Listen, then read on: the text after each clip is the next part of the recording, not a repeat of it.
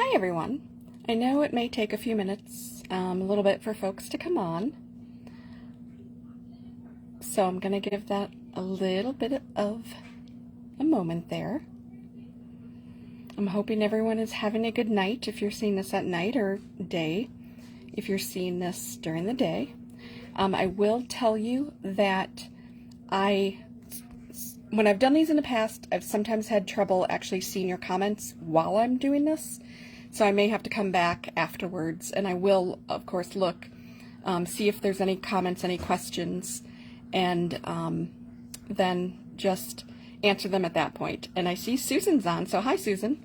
I figured it's been 2 or 3 years. I think 2021 was the last time that I actually, either 2020 or 2021 is the last time I did these monthly Facebook Lives. So I'm a little rusty. Please bear with me as I work through some of the kinks. Today was a little busier at work than I thought it was going to be, so I actually got out late. So I'm a little more rushed, I'll admit. You'll obviously kind of see it as I go through this. I'm a little more rushed than I wanted to be, especially for my first event. For a lot of you guys are new to the group. You were not in the group 2 years ago. But in the interim, I at least wanted to come on camera and say hello. Yes, I will be doing these monthly. Next month's topic, I still need to pick the date, but the topic is going to be the Border Maker cartridge system and punch layering. So I'll be putting up a poll about that and having you guys tell me which punches you have, or that you're curious about what could be layered with that punch. You might think a punch, what can you do with it? I can sometimes think pretty creatively outside the box. I came up with aliens for the button. Just to give you an idea, if you've been around CM for a while, you know what the button Border Maker cartridge looks like. And I came up with aliens that I could make out of that and the grass one combination. So I definitely am more than willing to think outside the box. Right now I actually have a laptop up as well. So what I'm going to do is just kind of get that started here. So bear with me one moment. Crystal, okay, so I can actually, right now I can see this. So this is your first live? Wow. And then, okay, Danny, not a problem. She's got me muted right now until she gets home, which is definitely the right thing to do if she's driving. Be safe, guys. Safety is utmost importance. So I thought what I might do is I'm going to turn the camera around and just show you really quick a quick status of my main craft area. And then I'm actually going to dive right into this. But there's been a lot of changes, even for folks, some of you I know are local and have been in my home. There's been a lot of changes over the last month or so. So let me just do that really quick. I'll only take 60 seconds. We will get into organization and talk about different things that I've tried over the time and what I have and what works.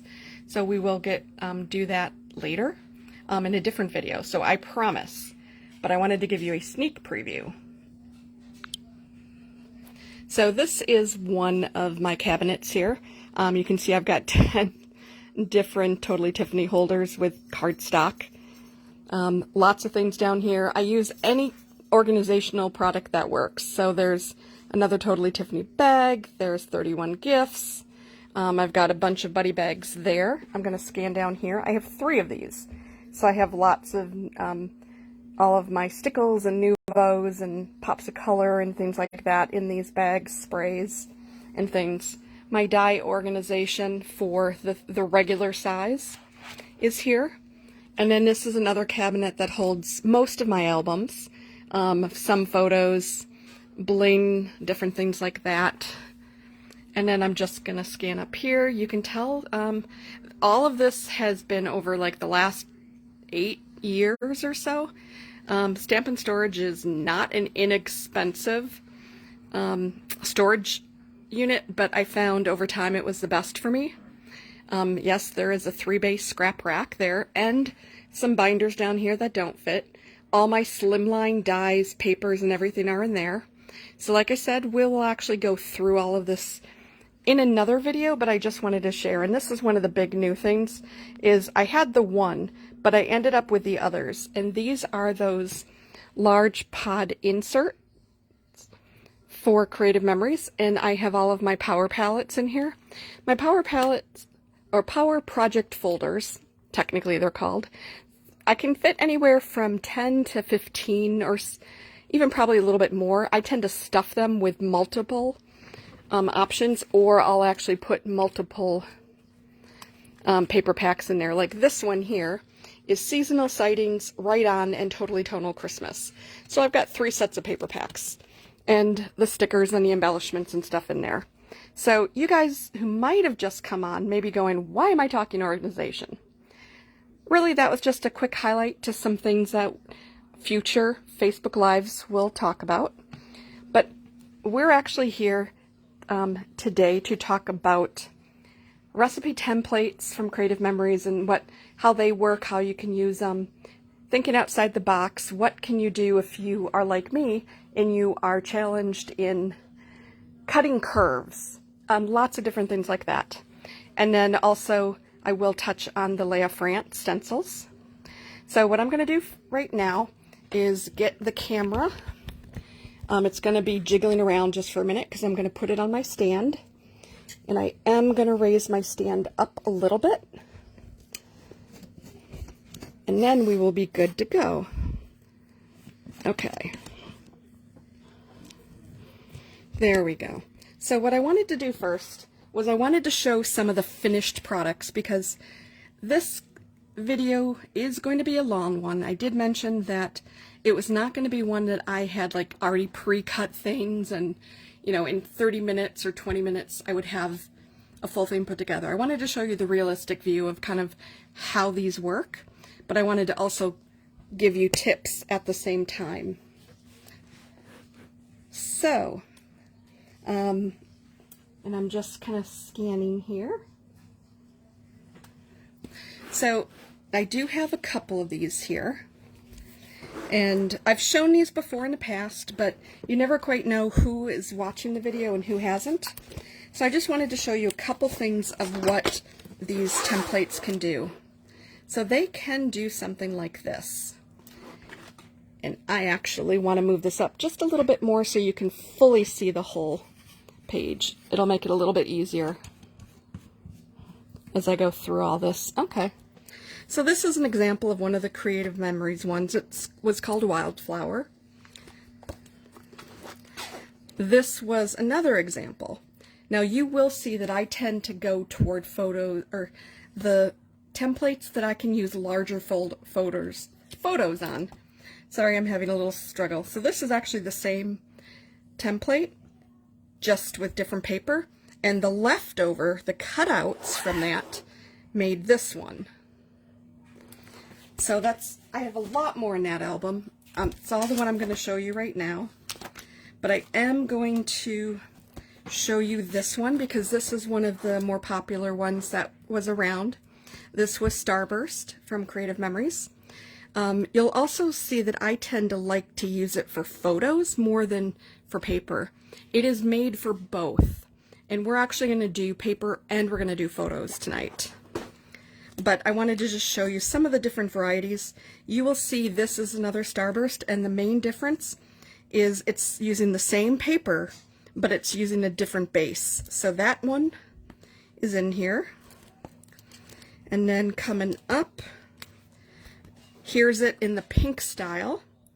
So again, the same, or this is the same papers, but with the green background. Sorry, I kind of jumped around. You can tell this album I used it a lot. This was actually another one of our Creative Memories ones. This is another one with a yellow background. This is Centerpiece.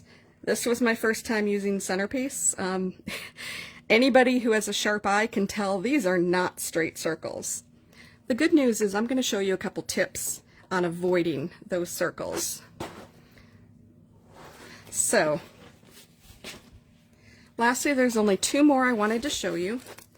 This is a version if you want to mix photos and you want to mix the paper as well. And so this one, you can tell I actually had 3 dog photos in it, and then this one center one, and then I used dog paper around. You could do the same thing with cats, because I know some of you are cat lovers.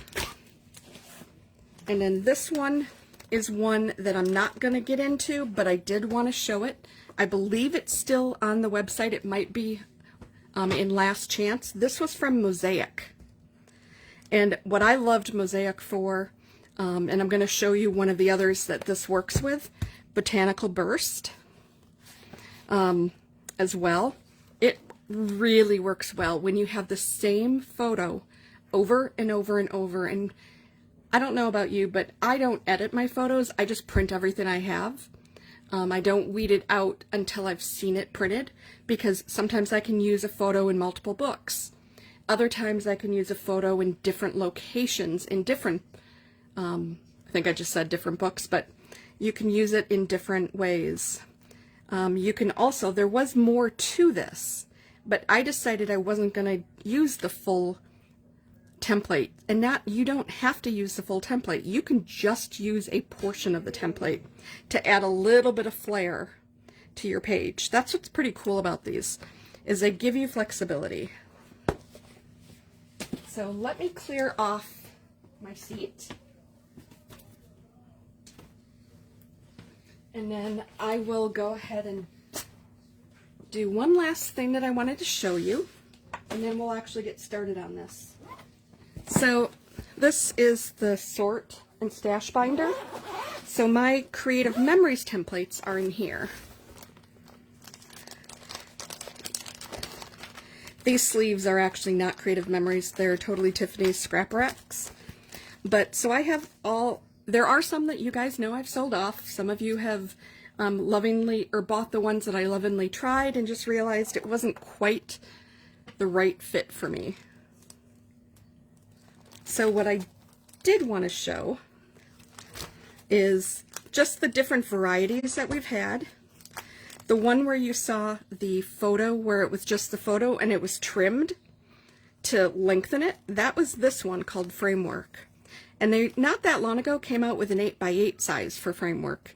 And I think one of you watching might have actually seen that as well. So there are some, I tend to prefer the ones that are more square and less the ones that are oval. So mirrored ovals, we'll see what happens with that one. But here's the Mosaic that I mentioned that I did do the flowers on. And it's pretty perfect. Quilted Knot is another one that I'm definitely looking forward to trying. Simple Symmetry is one of my favorites. But I know I'm talking about a lot of these that are no longer available. You often can get them on various ISO sites, which stands for In Search Of sites. But the thing that I wanted to just jump into lastly was here. You can tell this is a lot thicker. This is my Totally Tiffany craft binder. And this holds all of the Totally Tiffany ones, because I had been started with them for years prior to Creative Memories coming out with the recipe template. So I already had a good selection of these going. What I wanted to show was just a little bit of the difference for them as well. Just to be fair, I'm not a Creative Memories only advisor. So you'll see I will use whatever makes the most sense.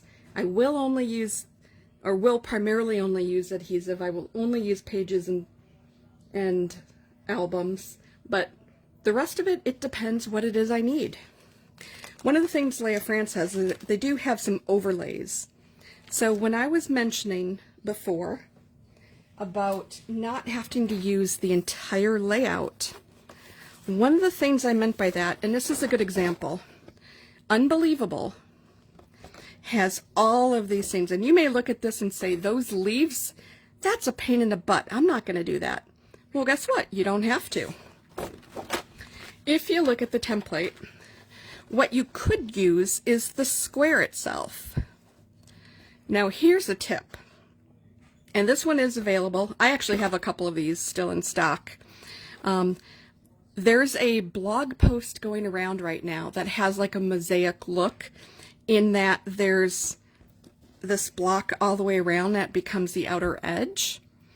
But it's angled, it's got like different shapes to it, but the one thing that's consistent is the width is consistent all the way around.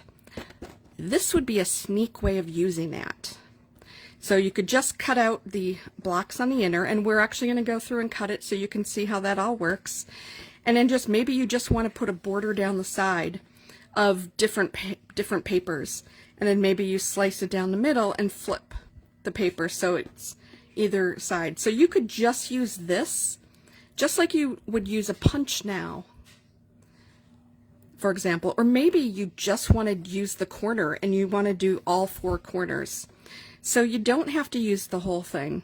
One of the reasons why I did buy this Unbelievable, it was not for the leaves. I don't imagine that I'm ever going to do the leaves myself, to be honest, but it was a grid, and I really, really liked that because I thought that was definitely going to help me with some of my photos. I print almost everything in 4x6, so there are times where I may have, again, a lot of photos. What about having, you know, you've got part of this being just photos, like maybe you've got this section here, all different, 9 different photos, they're the little small size, and then you've got journaling, you've got embellishments, maybe you've got some borders around the side. So you can make this work for whatever it is you're trying to do, but the different templates really lend themselves to different types of photos or paper. You could always do everything with paper, but like I said, I tend to prefer them for photos. I find it a little bit easier. But the other thing with Leah France, in addition to them having the smaller versions, which like this says rope ladder, this is Christmas ornaments, this is a French braid, so you can lay it on top of things. So let me just show you the French braid, because that one's pretty clear. So if I hold that up here, hopefully you can see the blue and white, the green and white, the black and white. This one's a little bit more outlandish. This one they actually used glitter paper for. So you could see that you could just do your regular layout and then use this for your border. So they've got these smaller ones, but they also have multiple levels. The Creative Memories version tends to be much more simplistic in the designs than Leah France. Leah France is known for having lots of possibilities. So if you find yourself, frankly, being too ease with the ones that you're buying, you may want to try out Leah France. They have tons of options. But Leah France has a number of different scenarios, and I don't even have the newest. Actually, I might in here. So they have beginner versions, which has the fewest amount of cuts. And like I said, you don't need to cut everything. You just figure out what you want. Then they have an intermediate section. They have an advanced section. Then they also have a membership exclusive section. So they create some specifically for folks who are part of their membership, of which I am, so I do have some of them. And then they happen to also have a large ring itself. So this is a Saturn ring that makes that outer ring that you would layer on top of anything else, or you could use it if you want to make everything fit inside of it. And then lastly, they do have, this is one of the starter ones. So again, you can see it used with kind of the same repeating type of photo over and over. But they have a whole bunch here. So like I said, I have probably about 50 combined between Leah France and Creative Memories. And I'd have more if I kept all of the Creative Memories ones. But you guys know I've sold off some of both of these, because every so often when I'm doing one of my sales for you guys, I end up looking at what I'm really not using. And I'd rather it go to somebody who can use it or wants to use it than sitting in my dusty area, because you guys can tell from when I showed behind me, I'm a collector. And obviously I'm not using everything I'm collecting, so I do let go. Okay, so let's get to the fun stuff. Now I am just going to very quickly I always have washi tape around for multiple reasons. The Creative Memories templates do come, you can buy them with clips. I tend to prefer washi tape when I do this. I find it easier to work with than the clips myself. But I did want to just do what I usually do here and just make sure that anything that I'm working on is on camera. So one of my favorite things to do is sometimes I'll put this off camera, but in my case I just want to keep it on that little edge. So that's a tip if you'd actually do any of these overheads as well. So I'm just going to take a sip of soda for a second and we're going to get started. So I pulled 3 of these. So I pulled the most recent one that just came out, Tropic Time. And then I also pulled Unbelievable because it's square. And I pulled Botanical Burst. So we're going to see what makes the most sense to use. I pulled a couple sheets of paper, but I will need more. Because I saw the Tropic Time, so we're going to start with that one. So Tropic Time, this particular photo itself, happens to have this very watercolory ombre kind of piece of paper in it. And I forget actually what one of our Creative Memories collections that came from. And I actually see a couple of questions came in. So yes, since the stencils are 12 by 12 size, they do fit in, whether it's the Creative Memories Sort and Stash binder, they do fit in the inserts, because again, it's the same exact size as a piece of paper. You can see here that I'm showing the 2. They're both ending at the same point and starting at the same point. So they fit in anything that paper fits in. They'll fit in the Totally Tiffany paper holders, they'll fit in any of the binders that 12 by 12 will fit in. So, obviously this is still in the package because I haven't opened it yet, so you guys are getting the inaugural test run with this.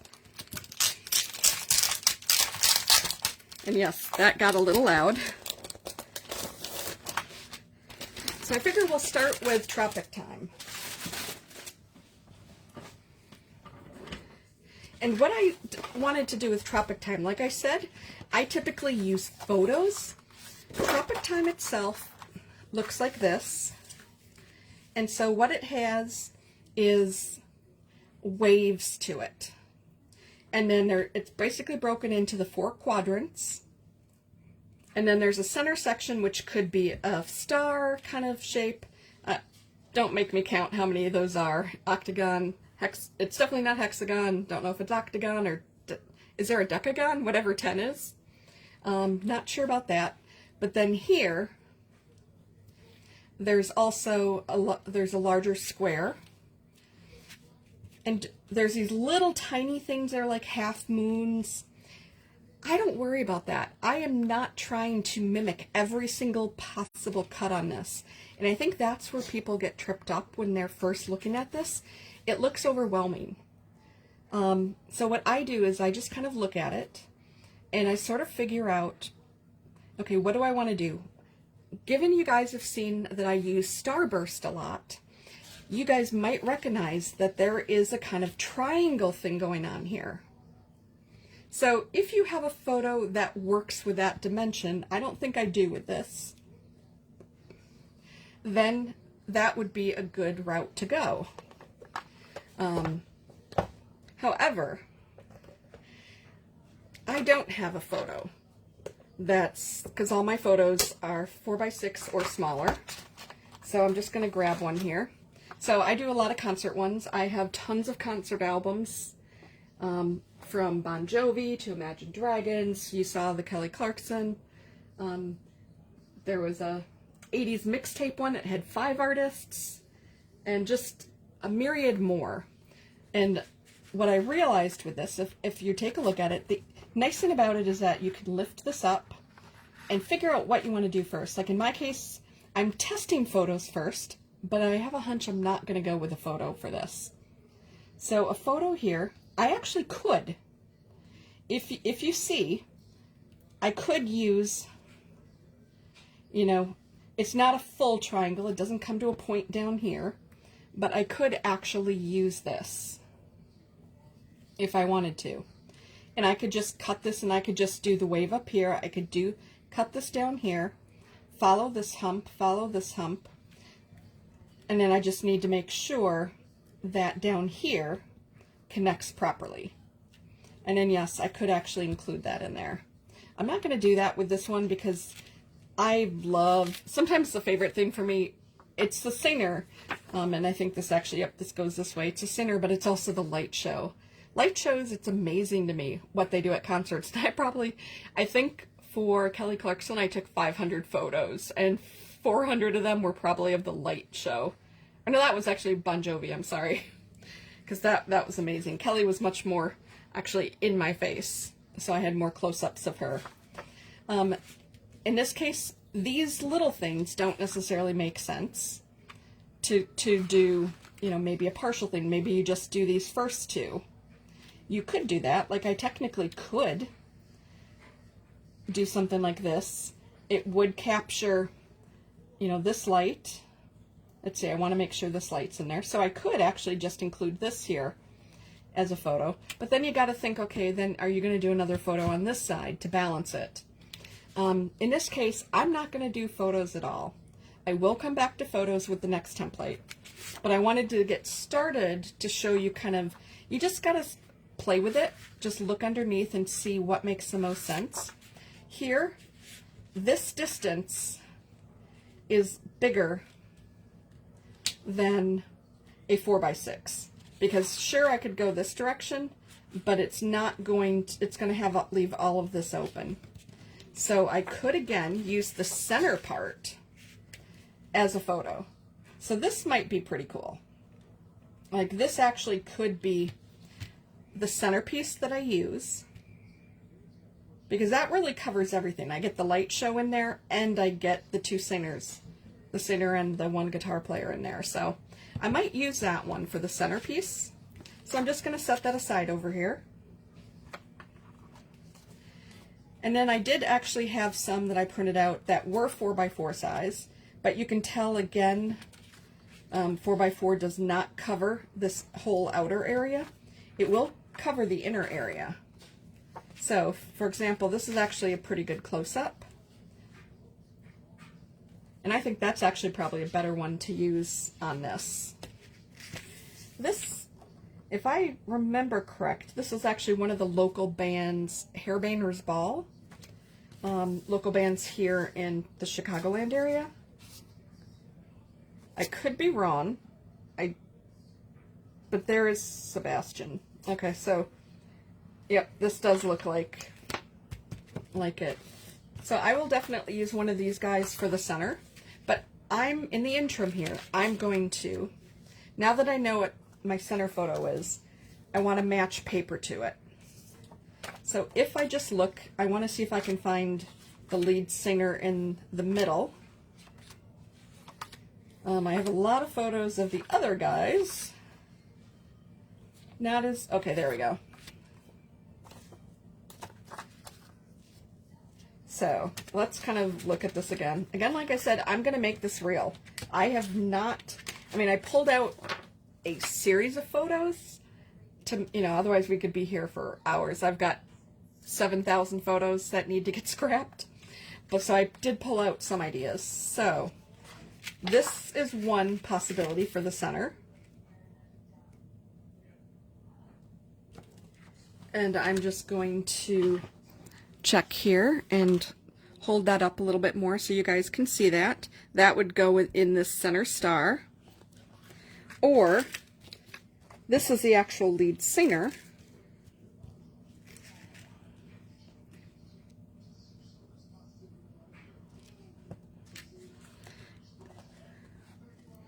And I think I may go with this one instead. I like the look of the other one, but this one ironically matches to some of the paper that I test pulled a little better. So we're going to go with that one first. So this is going to be my lead center photo. And then next up here, if I just flip this over again, because I'm going to use that photo in the center, I'm actually going to use one of these pieces of paper, not that side. I don't think this one makes sense with that paper anymore. So I pulled some paper just to kind of, you know, do the realistic thing of what you guys would be going through. Okay, that's the extra version of that. And then this on the opposite side is all green. I don't think that would necessarily look right by itself. So I think this is going to be the photo that I'm going to use in the paper.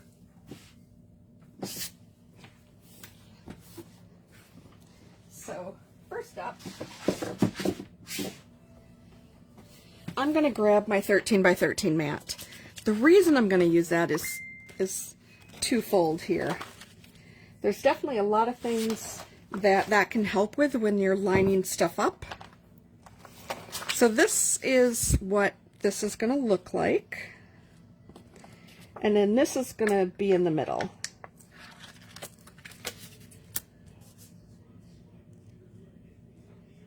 So that'll be in that star. So what we're going to do is we're going to work on, and obviously I won't have it completely done in this because I do want to get into other of the templates, but I will show you next week what it looks like because I'll finish it up this weekend. But we will obviously get started doing some of the cuts. So I could do the cuts very simply, and I'm actually just for myself gonna mirror this the way it's originally intended. There's not really much difference with this because this is pretty much a mirror image of each other. But I could just cut the paper exactly as I see here and do these big large triangles. I also could do different waves. So maybe I do the outer wave being this paper, and then I use the flip side, which was this daisy thing on the inner, and then come back to this outer and then finish it off with the daisy, or vice versa. So lots of different options. Definitely some options there. Let's see, what makes the most sense to me? Let me tell you a tip, but while I'm figuring that out. This may scare people away. They may look at that. Now, I am not that good with a, what are those? The craft knives, the X-Acto knives. Some people are very good with that, and they're like, oh yeah, I can just sit here and trace that, no problem. I'm not that good with that. So I would need to cut this by hand with the scissors, but I'm going to give you a tip. Who says that this layout has to have that exact wave? If you happen to have the decorative trimmer, you could just make that wave be larger, like this. So for each one that you're cutting, you would still do the same dimension, but you would just cut it on here. So you just have to measure kind of, you know, how much of this you need.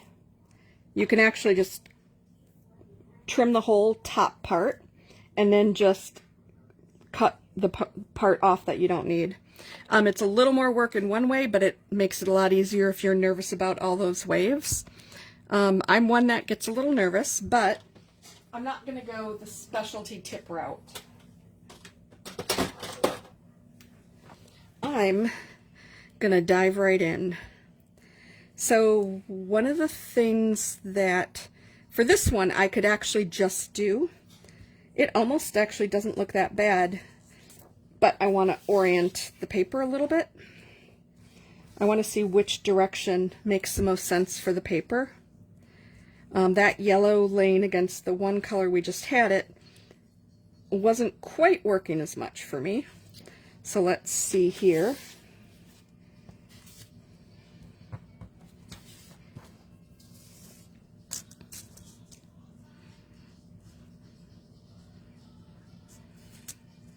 I'm not sure that I like this peachy all the way on the one side there. I think it looks too striped this direction. I almost prefer the stripes going that direction. So let me just try this last one down here. We may just end up going back to the original orientation I had on that paper.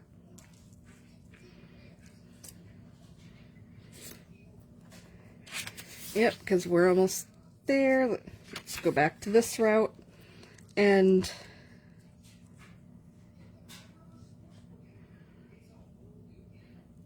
I'm like, I don't know, this one's so crazy. I think I actually started off, I'm not even sure anymore. Did I start off with it like this?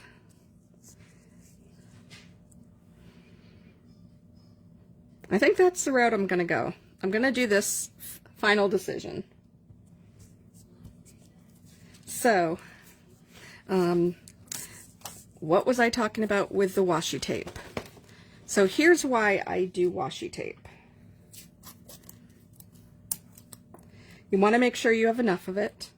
I find I always use one that I'm familiar with because I know that it has enough stick that it's not going to come off, but not so much stick that it's going to tear the paper. So here's the reason I use washi tape. Because I want to do this. It's easier if I was cutting down here.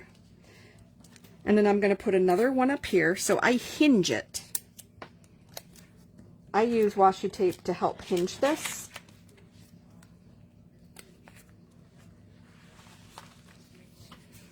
And the reason for that is because then I can just flip it up like this, put it down. If I were cutting out individual pieces like this, then I would just have the easiest time in the world, because then I would just stick it in there. And sometimes you might have to lift it up like this, set it down, and then adjust it in there. But it makes it so much easier for me to do this. Now, another tip I wanted to share was if you decide there's a layout that you want, like say for example you do want this, because that's actually what I'm going to do here. I'm going to do this version. If you do that version and you like that layout for other photos that you have, you can go ahead and trace on one photo, or on one piece of paper. But then stack 2 or 3, washi tape it, and then cut it. And that way you get 3 layouts if you use 3 sheets of paper, or 2 layouts at the same time. You'll have all the cuts already done. You do not have to repeat this tedious part. Now there is something here that I'm going to adjust slightly, because I realized I didn't talk about the fact that I always prefer, there needs to be a base. So whether it's a page or whether it's going to be a, here, let me grab this cardstock I have right here. If it's a base or it needs to be your page itself that you're putting these on, when you do this, if you notice, there's going to be this top empty part up here. So that's going to end up being whatever your base is. So if you're on a white page, it's going to be white. If you're on this black cardstock, it's going to be black. So this is kind of that view that I mentioned. You can figure out based on your paper then what your cardstock is going to be. And I think black will probably be fine. I need a little dark with all of this light going on there. And who knows, I might actually even do a black square of this. Nobody says that you have to make this actually be curvy, you know, wavy. You can do whatever you want with this. It just helps to get you started. So in this case, just because I'm tracing this, I'm actually going to use the black cardstock to provide a little bit more stability. And then what I usually do also is on the tracing part, I will add some more of the washi tape just to help make sure that the top and bottom isn't wiggling too much. I might just put a little bit, you know, on either side. And the nice thing too is if you have the cardstock in the back already, even if the washi tape has that little bit of too much stickiness, when it comes up, it's going to tear a side of your cardstock that nobody's going to see. And I rarely have anything tear. But, so this is what we're looking at. Right now is the tracing. So here is a tip that I'm not going to use, but some people have found it much easier to do. They don't like the idea that when you cut, you may still see the line of what you traced with. What I've found, some folks say, they get around that by turning this base paper upside down. And then they trace it that way. My brain, for whatever reason, I would think I could handle it, but it will not help me make that conversion, especially if the template is not even. Like this is even across the board. This left side is a mirror image of the right side. But the rest of it, we don't really know, quite what's going on. Sometimes they're not. So I tend to leave it this way. There are various options that you can use for tracing. Creative Memories does have pencils that we can use. There are also, one of the reasons why I like photos is, and I use the Leah France markers. I will be fully honest with that. I think they are the best I've seen so far, because this you would trace on the photo and you take a tissue and wipe it off and it comes off completely. They do say here test a little bit just to make sure it will wipe off easily. Out of the hundreds of photos I've done this with, I've never had a single one not wipe off. So that part at least is pretty good. So like I said, this guy we're going to set aside because we're not using him on this layout. I'm just doing a quick refresh here. I want to just see if there's any comments or anything that I've missed. And then we're going to trace and get started.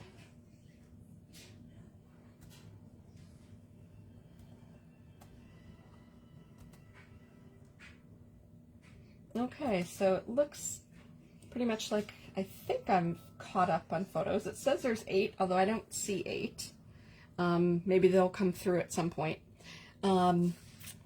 So tracing. So right now, typically I'll use a pencil for the tracing part and then have a pencil with an eraser. Let me see. Of course, right now, I'm not seeing any erasers. So I forgot that part. I knew I was almost ready for the Facebook Live, but there was a couple things that I forgot, and grabbing an eraser is one of them. So, but that's okay. We're just going to go ahead and do this, and it's, like I said, it's going to be real. So like I mentioned, I'm going to use the easier version just for you guys. So right now, I'm going to go this route. I'm not going to try and deal with rounding this and everything. So we're going to end this here, and then this is going to become an inner paper because then it'll be easy. So the nice thing about the washi tape is you do still have to hold this down, just like you would with the trimmer when you're cutting something. You always want to have your fingers, on the guide or whatever. And then you just draw, and you would draw on next to the guides. I always try to go slow enough that I'm not going to run into issues where my pencil flies off of the guide, and also slow enough so that the guide is not really flexing too much. And if you just noticed, I even said I wasn't going to do this route. There's a good thing I have a second sheet of paper. So for right now, because I'll just fix that later, I'm going to correct myself here, and I'm just going to do what I said I was going to do and use this block.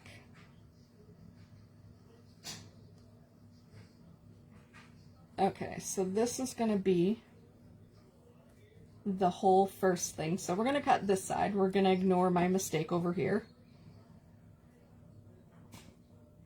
Sometimes just being able to talk you guys through what I'm doing, and then my brain is doing something other than my hand. So sorry about that. Okay, so that one's done. I'm also going to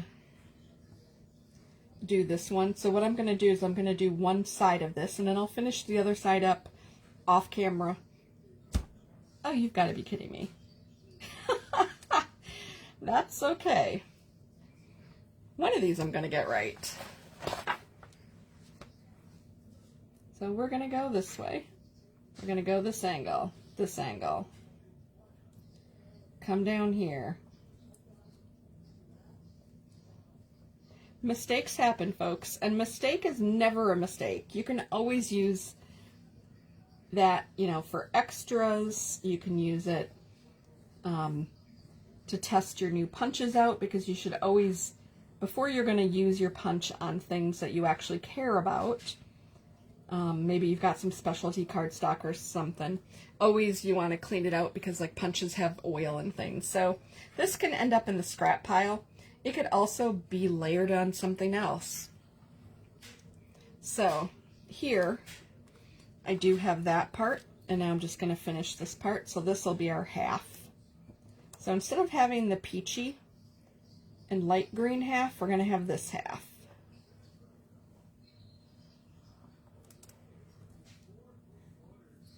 And then I'll cut, and I'm not going to do the cut trick, specifically because I made that error here, and so I don't want to use that same piece of paper. So I've got this, I've got 4 quadrants, so this will be this bottom, or in this case, this half of it. So now what I want to do is I want to take that paper out. So the easiest way to do that, obviously, I just need to pull back the washi tape. And the nice thing about washi tape is it takes forever to finish these rolls. I've only finished 3 rolls in my life, and I've been using it for 8 years. Now granted, I had over 400 at one time. I'm down to about 150. So that's still a small amount overall. So here, I'm leaving the hinge on up there. And so this is what that looks like. So I am actually going to use not our regular scissors, but where are my micro scissors?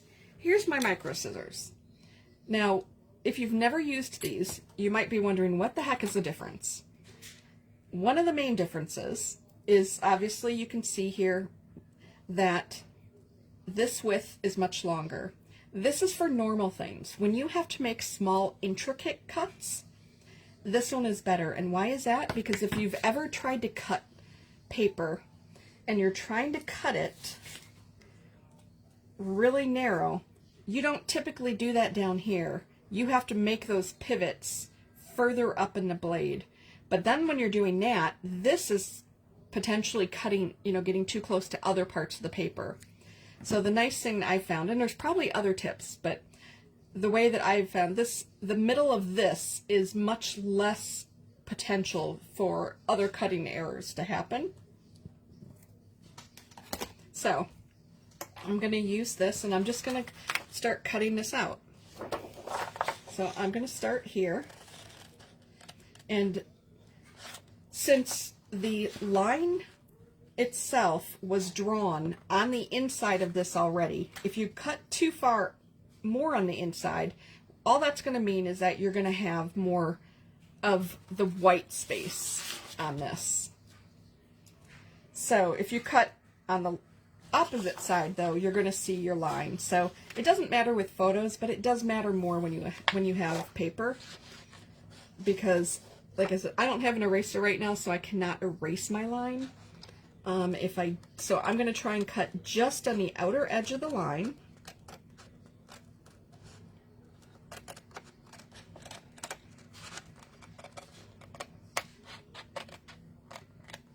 And I don't do curves very well. It's definitely one of the slowest things for me, so it's one reason why I tend to stick for the ones that are a little bit more less curvy. I could have, like I said, done this with the decorative trimmer. Now this is more my speed. Now I can either cut this with a trimmer, which a lot of people might do because this is technically the same width, or I can just sit here with my with my scissors and just cut straight down. This first one here, to help myself, I'm cutting this off because otherwise it's getting in my way. So feel free to trim down to just the section that you need.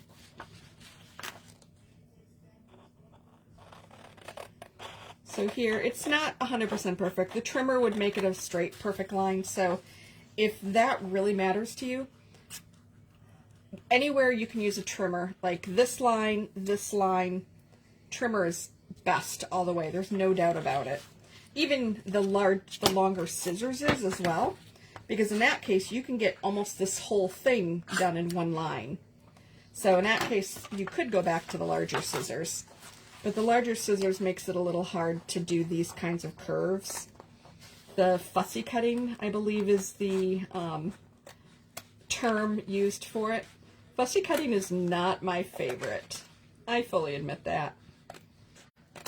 I will do it on occasion, because you guys know that I love those Crazy Creations card kits. They're so cute. But you guys also know that I bought so many of them that every sale I have some for sale for you guys. Because I find they're so cute, but I can only take fussy cutting so much. And then I need a break before I do the next card kit. So in this case, I'm actually going to use the trimmer on this one, just to show you that.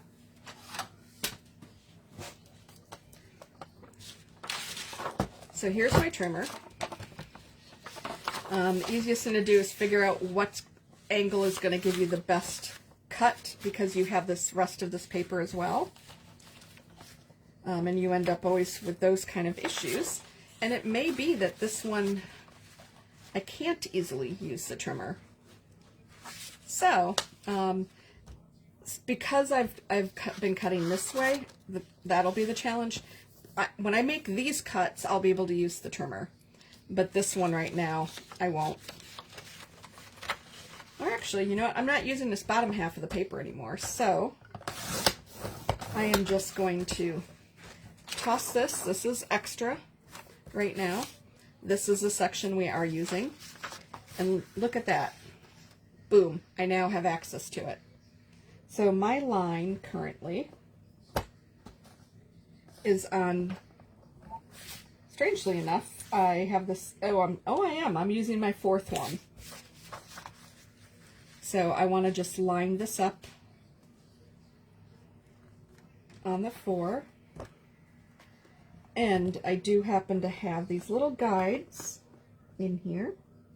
I'm like, where are you hiding? Okay. So this guide happens to have a black line on it. So if you've never noticed these, on both sides, there is a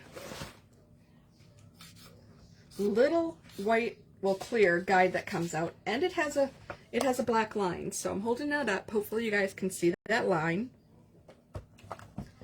And that can help you when you're doing something like this, because I can see up here that my line is straight, but I also want to make sure that down at the bottom, it's still in line. And right now it's not. So that is a tip when you're trying to do angles on here, use this. I've never given that tip out before. So you may have heard it from others, but this is the first time you're hearing it from me. And I may not be perfect on this. Scissors would be more perfect than this, but I wanted to take the time to show you that there's always 2 ways to skin a cat. And this is a way for those there. Now the other thing to know here on the side, you're like, okay, well, where do I start cutting? I don't want to cut too far this way. Well, in this case, it won't matter because we're not using the paper up there in this spot. But if we were, just know that on here, on our trimmer, it has a white mark. That white mark is going to tell you exactly where you are with the paper.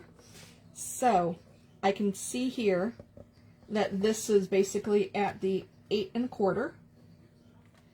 And so I will make sure to stop at that point. And that's what this line here also is for.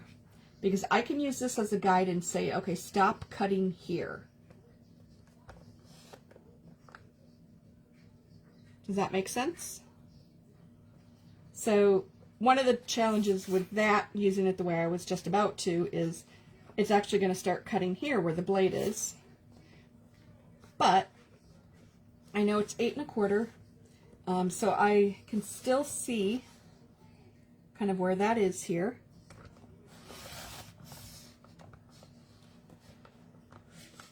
Okay, so there's my 8. And then I can, while I'm still holding it in place, I want to make sure I cut it. So yep, you pull it away to make sure.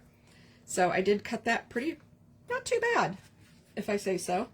I'm just gonna, since this is already here, I'm just gonna make this other cut on this side as well.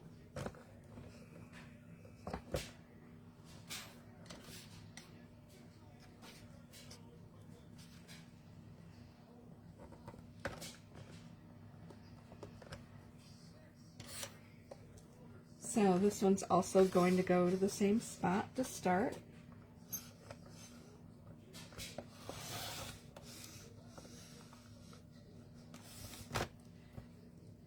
Now this one, again, I've not cut any of the other ends. So right now I'm just going to pull it up just to see. And yep, I was able to cut that. You can tell here I did go a little bit past on that final cut. So again, the trimmer is good in a lot of situations. At that end, maybe I just take it out and use the scissors for it. So let me just set the trimmer back down momentarily because the rest of this here. So I already have one of these. And then this one, I'm just going to, since we're not using the rest of this, holding all of this, trying to cut this out, it's a pain. So what I always suggest is go ahead and trim the paper up first.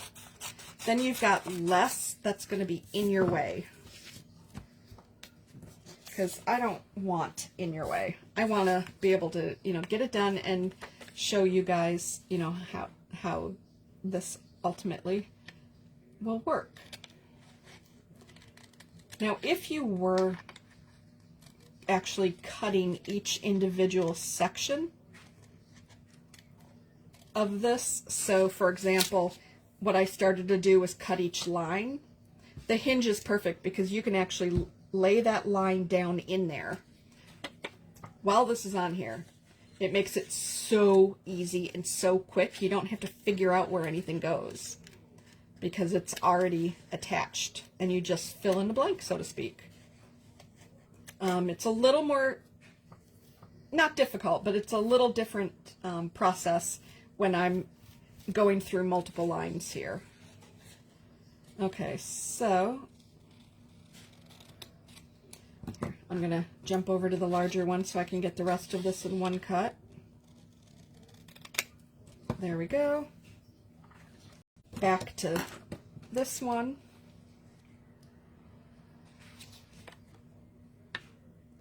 And like I said, I'm not going to do the whole thing, obviously, but I did want to get these 2 cut out so you could see 2 of them next to each other. And I can guarantee you this will look a lot better when it's all done than when you only see part of it in place.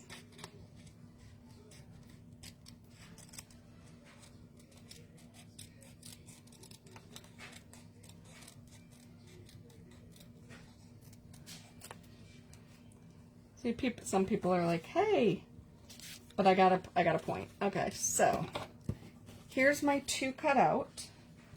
I'm going to save this piece because I do want that piece back.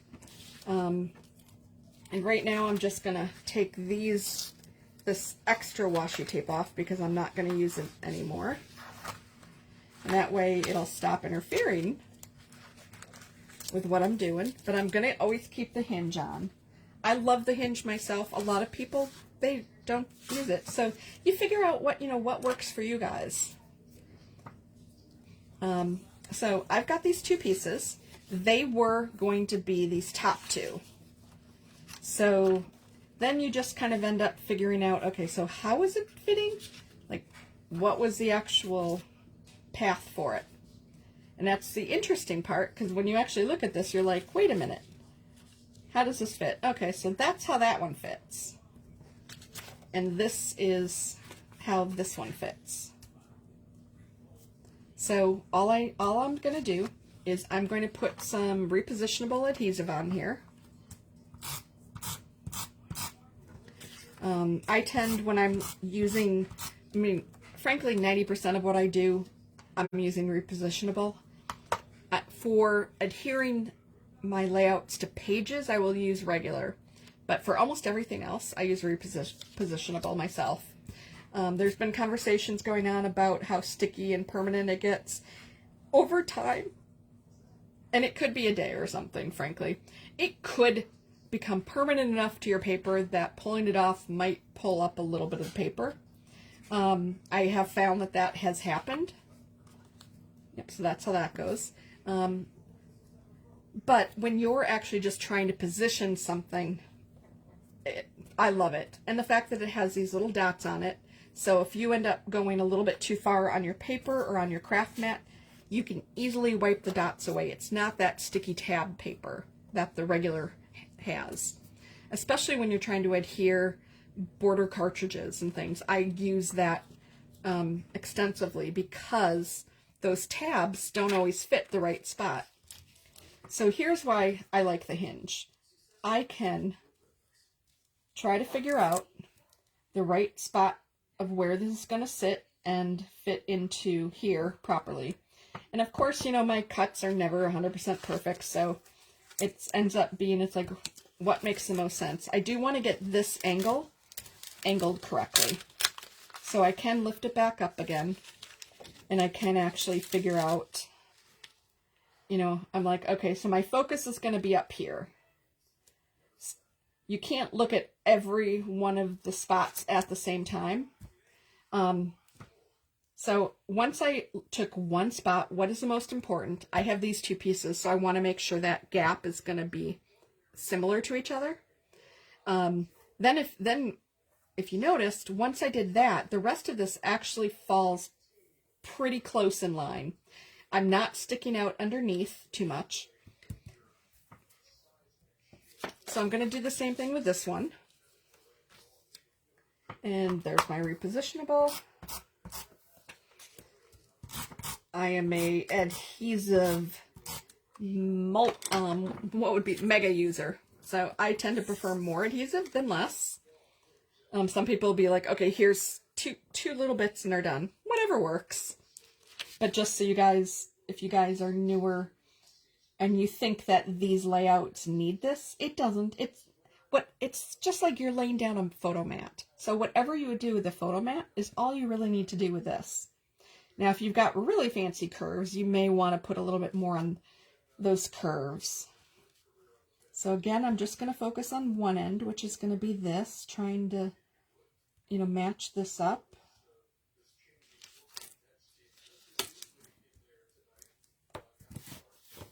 And so when I put this one down, you can tell I actually went too far because if I hold this up, you'll see on the left side, there's a little bit of a black. There's no black showing on the right side. That's not the end of the world. You could easily leave it like that because when you do actually pull it up like this, you do see that there is a black border to it. So I'm going to actually leave this alone right now. But I just wanted to show you. So that's kind of what it looks like in progress. And then it will end up, you know, with the next one that we did trace. Let's see. Which one was that? So did I actually do these this way? I think I did. Okay. The good news is it does not really matter. So this one will get used here, and then this one will get used here.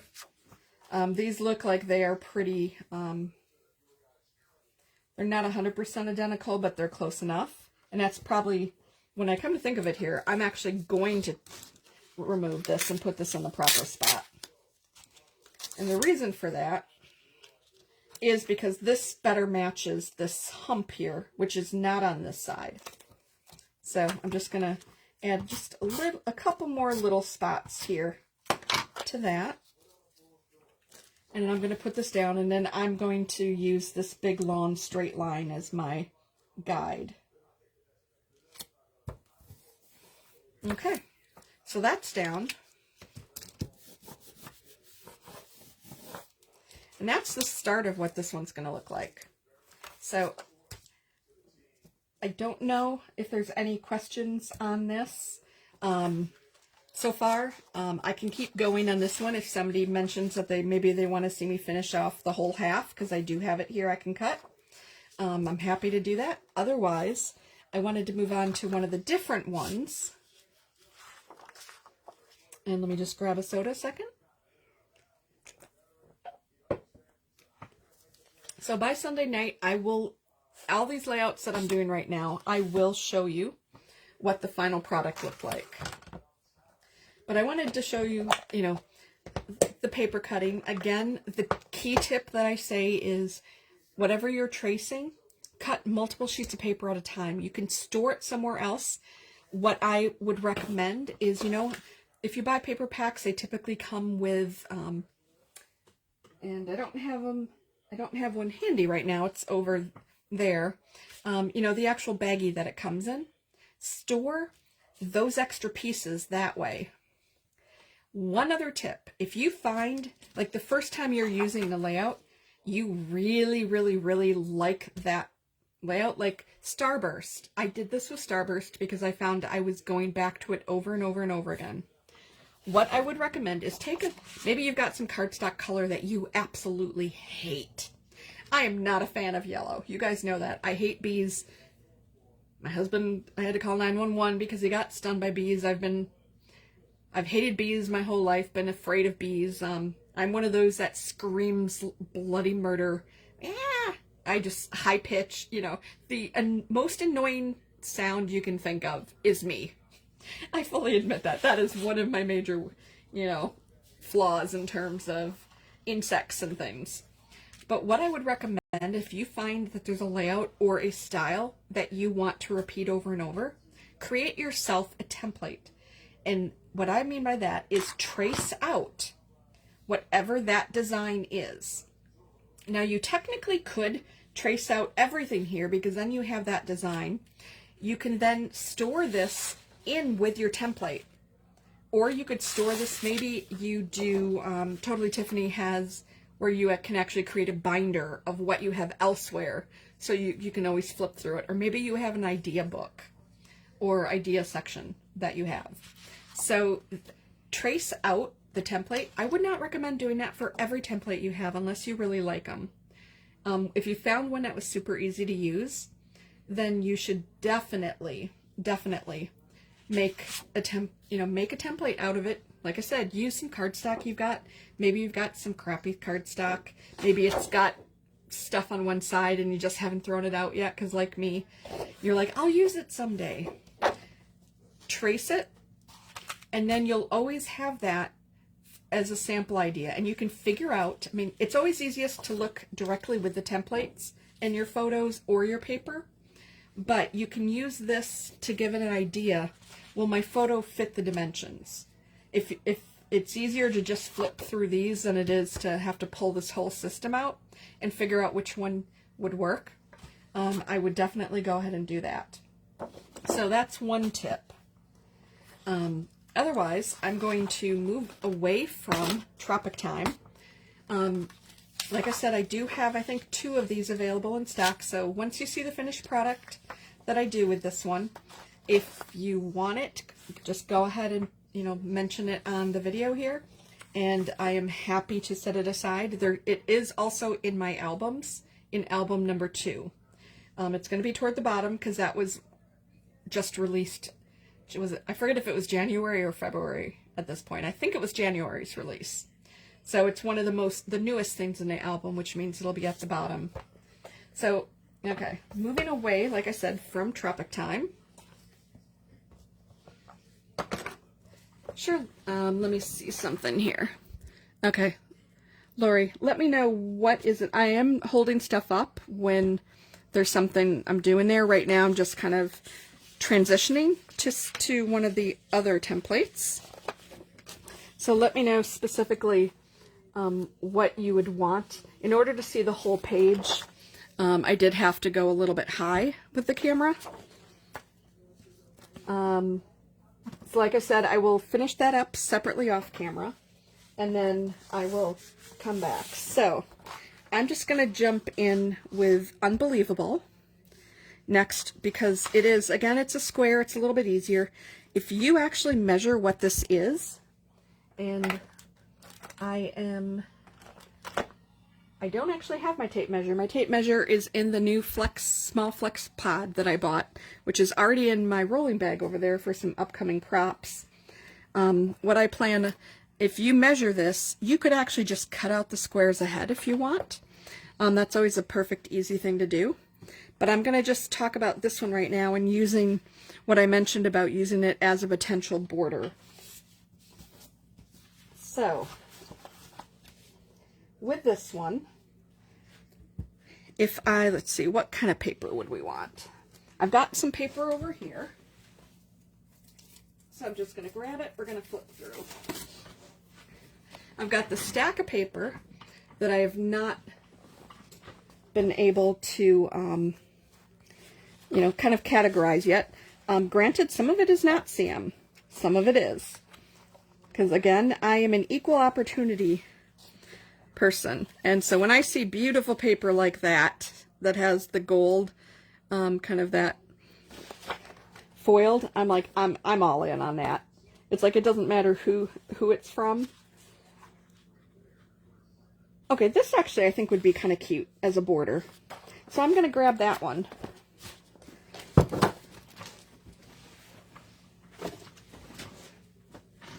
And, okay, Vicki, I see that comment, so I think we're good there. Okay, so we're going to use a border. Again, what I'm going to do is I'm going to pick a cardstock base that this border is going to be on, and then, we'll do the border, and then I'll just show you afterwards what this can look like, or what it will look like when I'm done with the layout. So I have to figure out, what do I want? Do I want white for a border? I don't know. Do you guys, you tell me, do you want me to match the green in it or the red in it? What do you think would be better? That will be the base. That'll be the majority color on the page, because I'm not going to use a straight up solid color or multicolor page outside of this. So you guys tell me, red or green? In the interim here, I'm going to see what makes, what I have. And of course, it always takes a little while for any comments to show, it looks like. So I am looking, whoops, sorry, I just ended up hitting the camera there. Let me make sure, yep.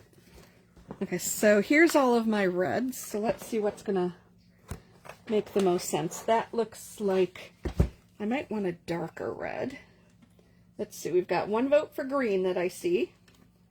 I'm just going to pull a couple colors just so I can see, to give you guys options. Nope. Crimson is definitely too dark in my mind.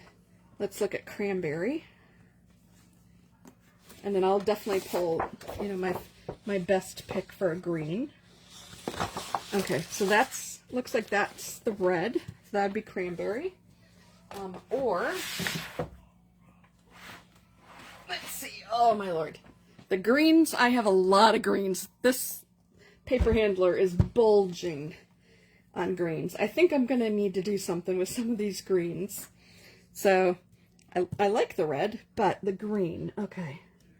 Let's see, what kind of green is that? I'm just going to test with an evergreen. Okay, that is definitely a little bit too bluish almost for that. Although I don't know. Let me grab a dark green. I have a ton of green. So far I'm still only seeing one vote for green.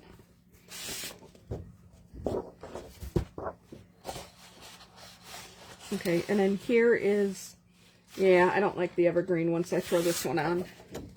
So, dark green it is. Because we're going to say going, and gone. So it doesn't mean that I actually can't use the red for photo mats. So that's probably what I'm going to do. Obviously, this is going to be some kind of Christmas layout. I do still have a few Christmas photos I have not scrapped yet. So this will be a regular layout that's just incorporating this component of the paper as a border. So that's what we're doing with this one. I'm not going to deal with photos on this one. I am going to deal with photos on the third one that I'm doing. So, okay, so the white we're putting away because we're not using that. This is just going to be photo mat.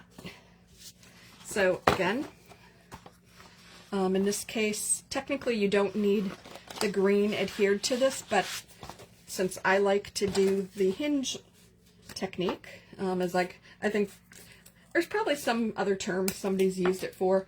I never saw anybody use washi tape for this before I was mentioning it. I'm sure somebody's done it, but in my case, since, you know, I'm just kind of using it more that way. So I'm just going to put, I'm not going to go all the way around with washi tape this time because we're not going to do the entire layout. This time what we're going to do is I'm going to use the left side. So this is going to be a left side of a page. And it'll probably eventually be a 2-page layout because I always do 2-page. So if we actually, like I said, I don't have easy access to my one item, but I do have a ruler. I've got several rulers. So let me first, and I'm actually, the funny part is I just set this down and now I'm going to undo it for a moment. Just because I want to take this, I want to separate this again. I'm going to put this under the green so it's easier for you guys to see. So I'm going to measure what this is for you. You can jot it down, do whatever that you think you need. So this ends up being about, oh Lord, they don't make it an easy dimension here. So it is 2 1/8. Let's see, that's 2 1/2. And that was 2 1/4. So yeah, this is 2 1/8 wide. So the shorter dimension. It is taller, it looks like. We're going to see if that's true here in a moment. Believe it or not, it actually is. This, to me, for some reason, this does not look like a square, but it does seem to show that it is 2 1/8 by 2 1/8. So you could just go ahead, take the trimmer, and cut out. In our case, I'm going to do 1, 2, 3, 4, 5 squares of 2 1/8 by 2 1/8. Or you could trace it. So it really depends which way you want to go with that. I'm going to trace because everybody needs a little bit more, you know, practice, a little bit more everything with tracing. And I think seeing that more might get folks more comfortable with it. But again, 2 1/8 by 2 1/8. When you have paper that has an orientation on it, you want to make sure that you're cutting it correctly. Because, for example, I would not want to cut this direction if I want a vertical border, and I currently want a vertical border.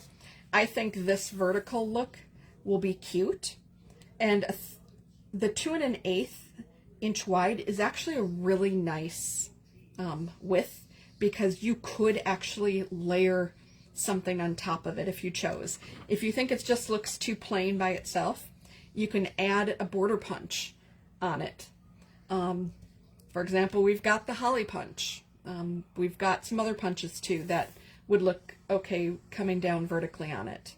Border maker cartridges, there's a lot of those that are nondescript enough that you could overlay on that. You could also then even potentially add a little bit more of this red and then put the border maker cartridge back on top of it again. Or even add another layer of this so you have a layer of the white, the red, and the white. There's lots of ways to layer. We're going to talk about layering for those who weren't on at the beginning. Next month's video is going to be about layering. I will have you guys tell me some punches you have that you either want to know what you can layer with it or how you can use it for more than just what it's designed to be, what its name is. And we're going to use border maker cartridges and punches for that.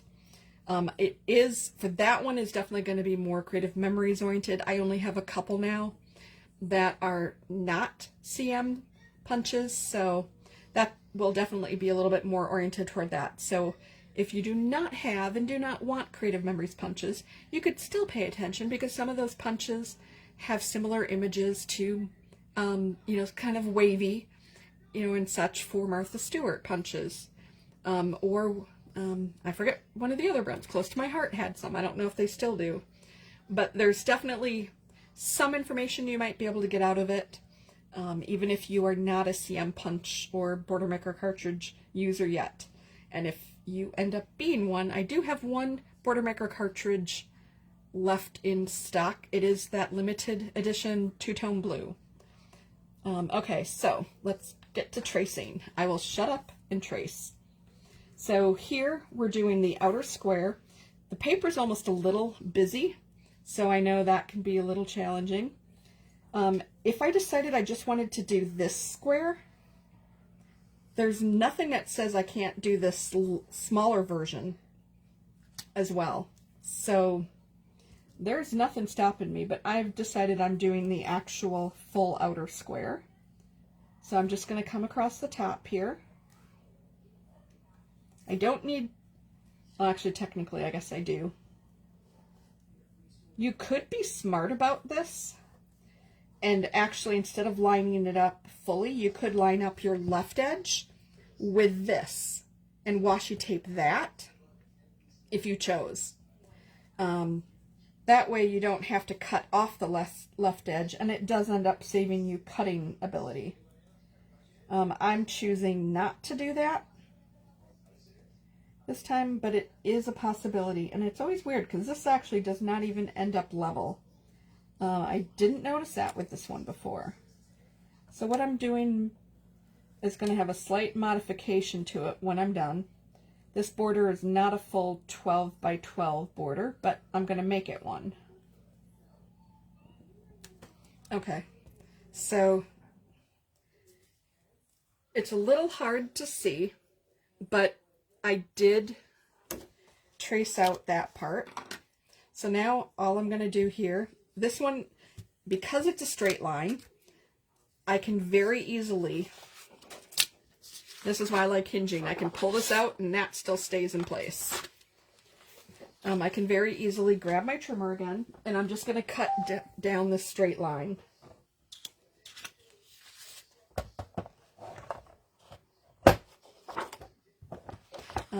So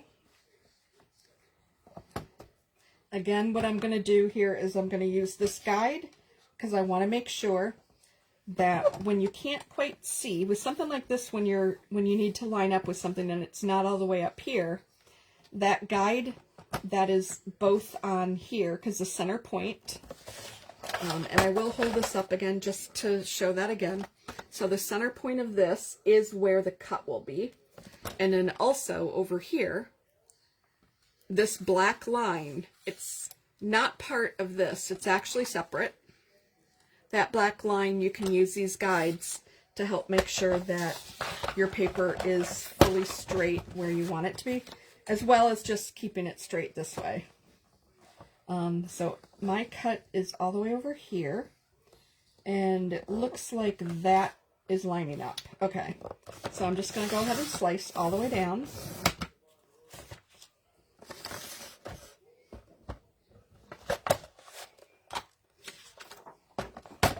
And then this, right now, is going to become extra. Something else you could do if you made a mistake, you can kind of figure out, okay, how much is this? This is actually 2.5 wide. So if I wanted to just cut another 2.5, or sorry, not 2.5, yeah, 2.5, right? Ooh, just a little more than 2.5. 2.5 and whatever 1/8 on top of that is.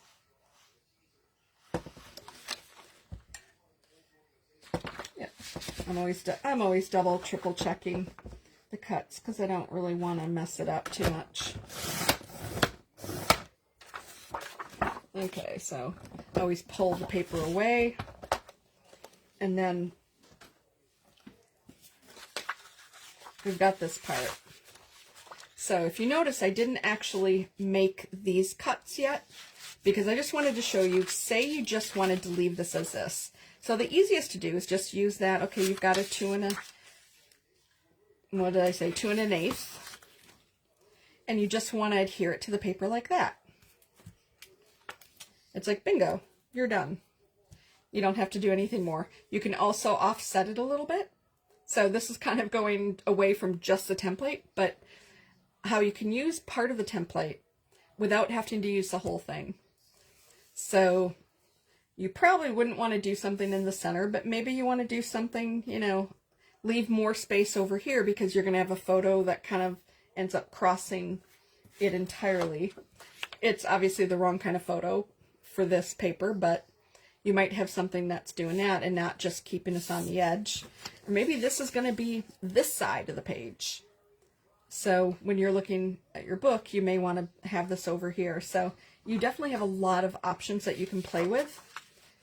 And so I'm just right now going to just finish off what I was doing with this one. So we did mention the 2 1/2. So if you notice, I had not actually done the other portion of the tracing. So I'm just going to do that now, because I kind of wanted to show you what it looked like first without, you know, needing to do that. And I'm using a piece here that I have not fully, what's the right phrase? I didn't trim off this edge over here. So technically I would need to do that. Because if you want to turn this into the squares, you would just keep going like this. And so I do want to just finish that part. Again, okay, this needs to come over a little bit more. That looks good on that side. Let me check this side. Yep. Okay, that's good. So hold it, pull away. Always pull away. You don't want to move your hand on that. That's with any trimmer, but especially with something when you're trying to measure that direction. So in this case, I'm just going to cut these now.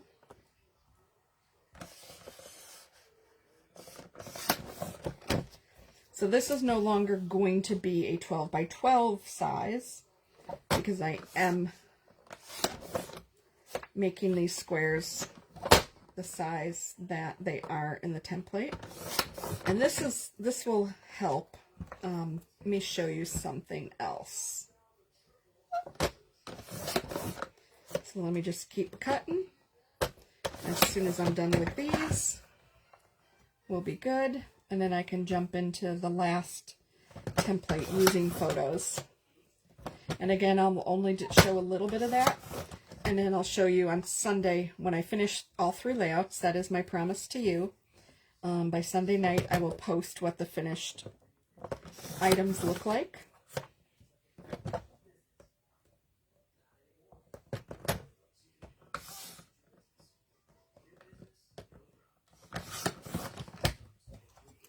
Okay, that one got a little long. Okay, sometimes I got to turn the paper around because, as you guys can see, I think this is probably how a left-hander would cut. They have this on this side, not on this side. I see a lot of right-handed folks on this side. Don't know if that's actually left and right-handed, but I always have found it easier for myself, personally, to do it this way. But I'm a little weird. All my sports are left-handed or ambidextrous. None of them are right-handed only, but some are only left-handed. So I don't know. I swear I was a lefty when I was a baby, and I got forced to put like this fork and stuff in my right hand, but when it came to sports, nobody was there to force me at that point. So I'm going to go ahead and add the repositionable on this. Again, like I told you, I tend to overdo. And then I'm going to, I want to get this aligned at the top. I'm going to use the top left corner as my base.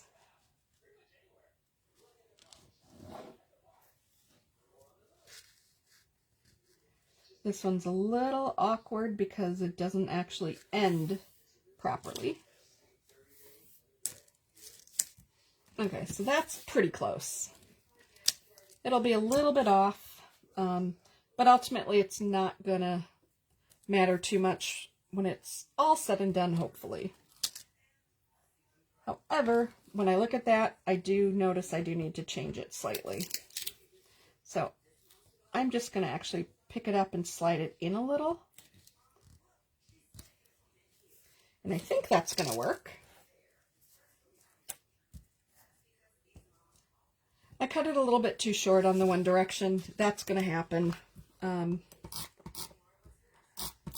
if these were open squares, I would just be able to do this directly.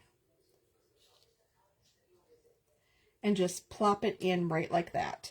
But I can't quite do that because this part is here. But guess what I can do? I can just do this. So here's your tip. Even when you see things in the way, you can go ahead and still slide around them, just like that. So see how fast I'm going to do these next ones the speedy way, because I wanted to show you the one way, but then I'm also showing you the speedy tip, because I always want to give you guys tips. So a lot of times you aren't going to be able to tell if something's a little bit off until you've got them all in there anyway, and you can see where does it look weird.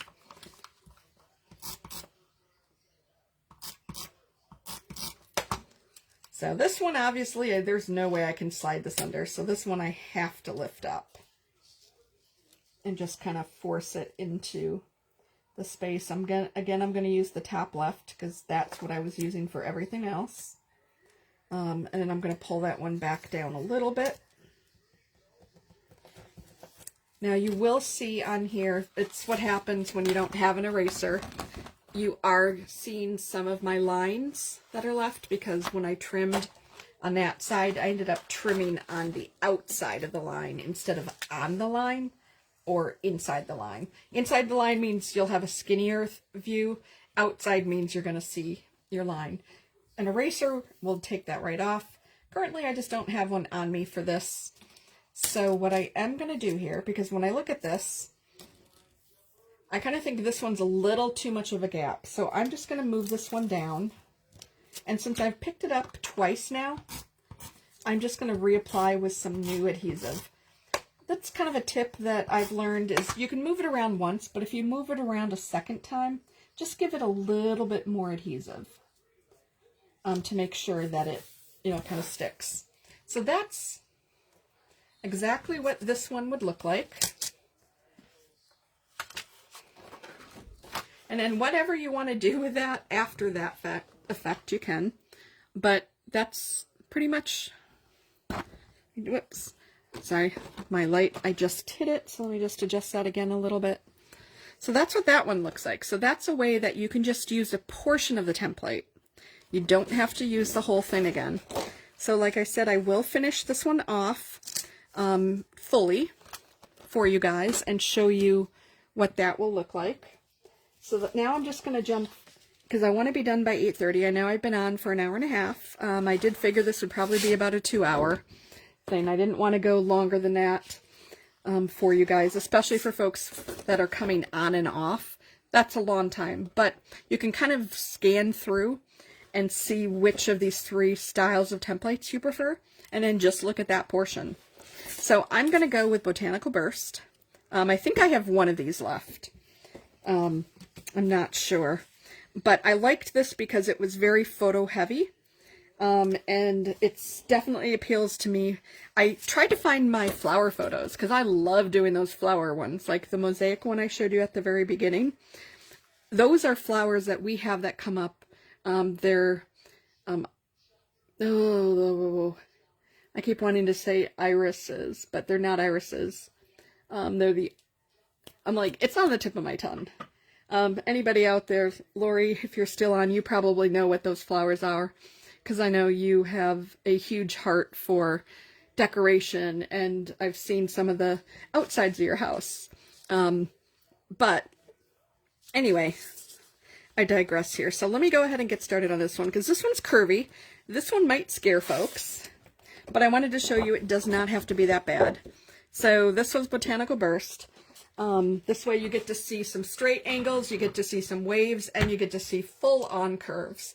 I find curves easier to cut than straight, or sorry, than wavy myself. So, for this, we're going to go back to the original photos that I had here. And I think I actually even had a couple more from his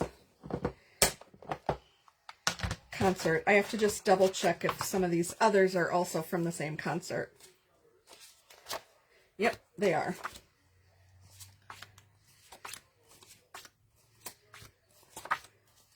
And the reason I'm pulling these guys out, okay, that was the starter band. Okay, so the reason I'm pulling these out, because you never quite know, again, am I going to do horizontal? Am I going to do vertical? What is it that I'm going to end up looking at or for? So I wanted to have everything in front of me so I can figure out what's going to make the most sense here. I'm definitely going to do some paper in some of this. And that's stuff that I'll do separately. I'm not going to keep you guys on for. But these are kind of the color schemes. You can tell most of these photos have that purple, red, pink, or sorry, purple, red, green kind of glow to it.